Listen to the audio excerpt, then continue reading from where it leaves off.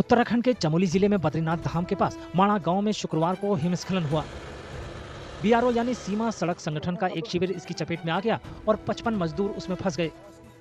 बड़े पैमाने पर चलाए गए बचाव अभियान के बाद 50 मजदूरों को बाहर निकाला गया।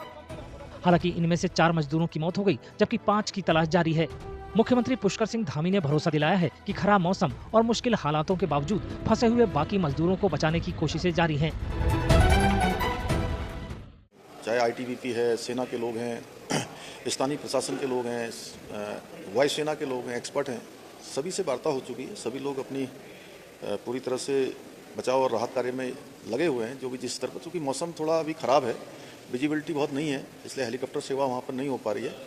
और जो स्नो एक्सपर्ट हैं उनकी भी सेवाएं ली जा रही हैं और आईटीबीपी के लोग वहाँ विशेष रूप से काम कर रहे हैं। एनडीआरएफ भी वहाँ लगी है, एसडीआरएफ की टीम भी लगी है और हम लोग भी यहाँ से लगातार मॉनिटरिंग कर रहे हैं। हमारा प्रयास है कि जल्दी से जल्दी जो भी हमारे उसमें मजदूर भाई फंसे हुए हैं, श्रमिक फंसे हुए हैं, काम करने वाले, उन सभी को जल्दी बाहर निकाला जाए। हिमस्खलन विनाशकारी प्राकृतिक आपदाएं हैं। हिमस्खलन तब होता है जब बर्फ तेजी से पहाड़ी ढलानों से नीचे आती है। ऐसा अक्सर तूफान, तापमान परिवर्तन या इलाके में बदलाव की वजह से होता है।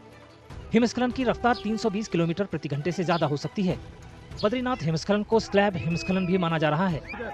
स्लैब हिमस्खलन में बर्फ की बड़ी प्लेटें नीचे की ओर खिसकती हैं।